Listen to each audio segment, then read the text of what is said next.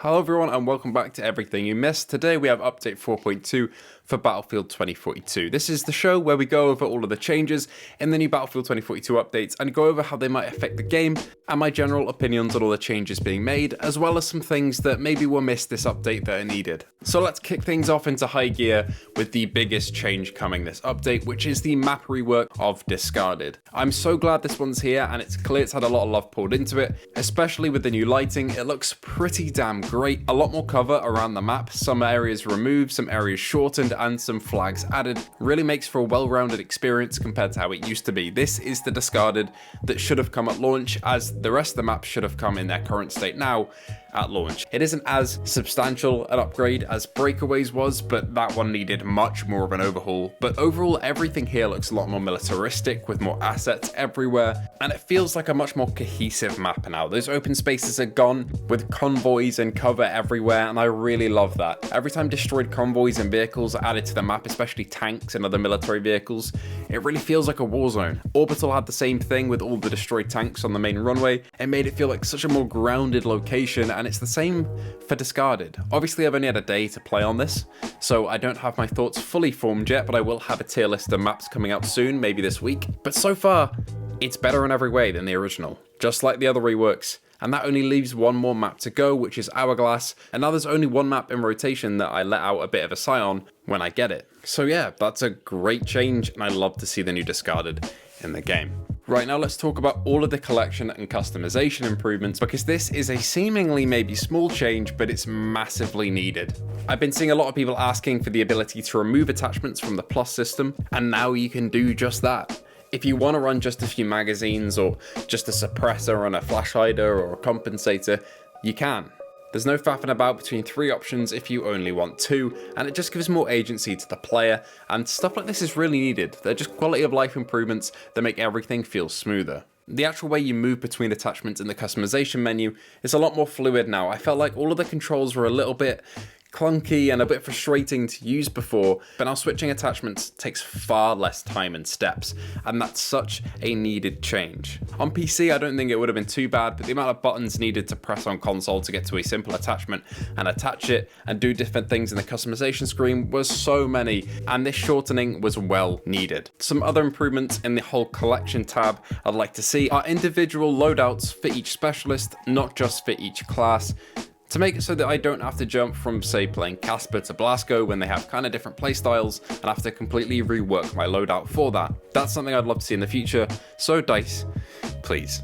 Now in update 4.1.1, we had mentioning of end of round improvements, and they did come, but that's not all we got in terms of end of round improvements overall, because we've got even more in this update. We now have the new squad performance statistic called Personal Best, which tells you if you've got your overall best in your history in terms of a certain stat. So maybe you got 100 revives, where before you only have got 99 as your highest. It'll now come up on your squad performance screen at the end of the game, saying personal best. That's quite a nice touch. For long-term players like myself, I probably won't be seeing this too much, so that it doesn't really affect me. But for new players, it's going to be great to see them top their own scores and that actually come up in the end of round screen for the squad to see. All of the art and the animations as well at the end of the round look so much better. This game is looking more and more cohesive every time it gets an update in terms of this UI and the animations. I didn't think that was possible. I thought it was to a state where I'm happy with it, but they keep making it better. At the end of the round now as well, you can skip all of the way to the main menu without having to leave matchmaking. Now, some people might think, well, what's the point? Because you could just jump straight back into matchmaking again. But some people don't know that if you jump out of the automatic matchmaking and just search again, you have the chance of being put back into a game that's maybe halfway done or almost done. But if you stay in the matchmaking that the game puts you in at the end of a round, it's going to put you into a fresh game every time. That's kind of how you get around the frustration of being put into multiple games which are nearing their end. Just stay in that matchmaking that's automatic after the round's over, and now it's even easier to do so because you can quit back to your main collection screen and your main menu without leaving the matchmaking. When you're playing round-based game modes like Rush or Breakthrough, you now have side switching in these, just like we did in the Leviathan Rising event. So now we have a visual communication that you're switching sides and you're going over to the other side when the end of the match timer goes down. This is really nice because it was awful to see people leave at the end of a rush round or a breakthrough round where they would have been put on the attacking team if they were defending before, or vice versa. Now that shouldn't really happen because it's communicated to the player that they're going to be switching sides and that they should stay in unless they simply don't have time to and have to leave. Another change we've got is actually to Liz's mastery. Before, you'd have to get 10 kills when destroying vehicles for each tier, but now for each tier it's 10 kills and assists for destroying vehicles. So say if you tag a vehicle and it gets killed later on, that'll go towards your mastery, where before it didn't and it felt really unrewarding. I really didn't want to play Liz, especially at launch, and even though she did get improved, she's now been improved again with her tier 1, so I might be inclined to do this one. And lastly, out of all the big changes, we have uniform soldier aiming. This is a little bit hard to explain, but it essentially helps you improve your aim over time and become more consistent over time during gameplay. I have no clue how this really works, only that there's a coefficient to it, and I've enabled it even before this patch dropped because Lemon64K and Stratford, one of the developers, kindly let me know that it was a thing on console. I didn't realize it was, and from what I can tell, my aim got a little bit worse and then got quite a bit better. All I can tell that it's really doing is making my normal sensitivity and my aim sensitivity very similar. And while this was a little jarring at first, I got adjusted to it and now aiming seems a little bit easier. I really don't know how this works though. Somebody in the comments who understands it more than I do can probably explain it, but this is now on by default, so if you're noticing that your aiming is feeling a little weird, you could go and turn uniform soldier aiming off, but if you want to keep it on, you will gradually get better over time and be better than you were before at aiming for sure. Now let's go on to some of these smaller improvements that you may not know about. Starting with the scoreboard. We don't really get many changes to the scoreboard, but we've got the objective score column going all the way to the right for objective-based game modes to make it more clear and easy to find it when you're trying to take a quick glance, where it used to be in the middle, so it was kind of muddled with the rest of the revives and the repairs and the heals. Interestingly, when players now fire the smoke grenade launcher, SPH launcher, M5 javelin, and FXM33 launchers, they'll now be spotted on the minimap. Now, I agree with all of these except for the smoke grenade launcher. I'm not sure if this one really should get you spotted because it's more of just a pushing utility, but fair enough. I mean, not a lot of people use it and it probably won't affect balance too much, and if that's what it takes to get the rest of them getting you spotted on the minimap when you fire them, then fair enough. Another small change is that auto throwing grenades and throwing knives will now behave a lot more consistently than they used to. I ran into this a little bit on console now that throwing grenades is going to L1, is that sometimes it would throw them fully and sometimes it would just pull them out, and I kind of figured out how to counteract that by holding it for a little bit, but it was a little inconsistent, so hopefully with that setting on now, it'll behave consistently every time, and you won't have any instances where you throw a grenade too late and it bounces back and kills you, or you don't throw it at all and you get shot. Another one that I wouldn't really mention but has made me laugh is that the EOD Bot used to go up to the Sentry Gun and try and repair it, but it would just pick it up. So it would just put it on top of it and kind of go about on the map and carry it with it, and it would shoot people as it was moving. I never saw this because nobody really runs the EOD Bot. I have no idea how DICE found out this was a thing, but now it's fixed. I kind of wish it wasn't fixed because that is really funny, but it is fixed. A fix that I'm not too clear on is that when throwing multiple grenades with quick throw on, apparently they'll be thrown slower than before, which I'm a little bit confused by, because one reason that I didn't have quick throw on for a little bit was that in Hazard Zone, when you take multiple grenades, you would press the quick throw button and it would throw all of them at once pretty much, and you'd lose all of your grenades and not have any left over for afterwards.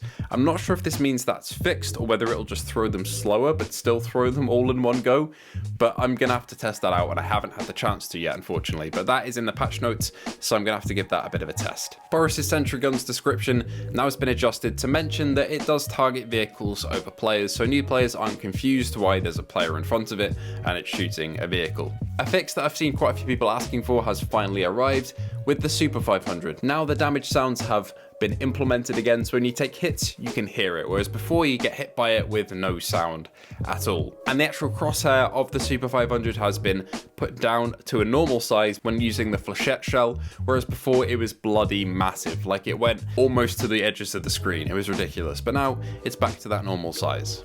A change for vehicles that I'm so happy to see is that damage of heavy projectiles towards transport vehicles has been increased. These are tow missiles and MPAT shells. Love to see that. And also the Super Hind and Condor now take 20% and 10% more damage respectively from all projectiles. I'm so happy that this has been implemented because these things are so tanky right now with really effective weapons. So if they take a little bit more damage now, which they do thankfully, we're going to see them getting destroyed a lot more easily and a lot less infantry farming and frustration from infantry players. Stealth helicopters can now be locked onto if they've been hit with a tracer dart, even if they're in stealth mode, which I think is great. Reward those players who are skilled enough to use the tracer dart to hit the fast stealth helos and take them out. The seat on the CAV-Brawler no longer closes when Liz is controlling her guided missile, so she'd fire it before it would go off and she'd jump back in and basically be immune from fire because she'd be inside. So thankfully that is sorted now, and Liz can be shot and punished for using her missile in the open on the side of the Brawler. Well, there we have it. Everything from update 4.2, and it's a very big one, but there are some things that are missing that I'm slightly confused about. Don't get me wrong, this is an amazing update with loads of quality of life improvements, UI improvements, a complete rework of one of the maps, and a great setup for things to come with year 2 of support. But I'm slightly confused why there's been no RM68 nerf, for example. This gun has been dominating right now, and I was a little worried that I'd have to squeeze in the last 200 kills for the tier 1 for this weekend, because it would be nerfed immediately on Tuesday, but there's no mention of that at all. This thing is going to continue to dominate at most ranges, and that kind of sucks, to be honest. I'm kind of sick of getting beamed by this one, but I am running it myself to get the tier 1, so I guess I can't really complain. Anyway, weird to not see that here. Same with no mention of explosive balance and no adjustments to explosives and the damage they cause or the radius at all. The devs have noted that they're looking into explosive spam, so hopefully there's some changes on the horizon for that. That is one of the biggest complaints I hear from new players, is that there's just too much explosives. And even in one of my last videos when I was playing the tactical game mode shutdown, some of the comments were telling me to stop using the SPH. And I kind of get that. It is very, very overpowered in its current state, even after its nerf, and explosives do just need a bit of work at the moment, especially tank shells. And finally, there's no mention of vault weapons whatsoever. I think this is one of the first big patches that we've had where there's been no more vault weapons, and one of the patches we've had where there's no portal weapons at all. We've had the leaked AUG and a few other rifles, and there's no mention of them so far, so I'm slightly confused, but maybe we'll get some more at the start of Season 5. But it is a bit sad to not get any more vault weapons for 4.2. Anyway, that'll just about do it for today, so if you did enjoy today's video, let me know. What do you think about this update? Let me know down in the comments below. I'd love to hear your opinions. If you want to come and talk to me or anybody else that loves this game, head over to the No Salt Discord, link in the description below. Consider liking and subscribing. It is free and it helps me out a lot more than you'd think, and I hope to see you in the next one.